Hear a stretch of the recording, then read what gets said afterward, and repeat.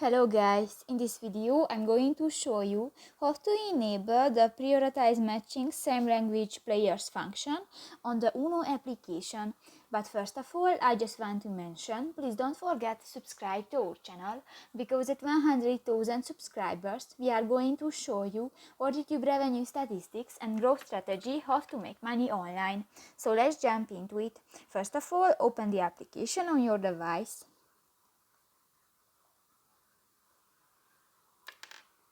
This will take a 5 minutes when the application is uploading.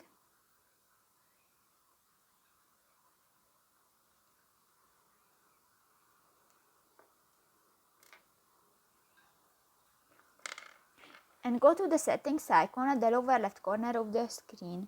In the general section, you can find the prioritize matching same language players button. And if you want to enable, just click to the next gray circle. And the circle become green. That's done. So that's pretty much it for this video, guys. See you in the next one. Bye bye.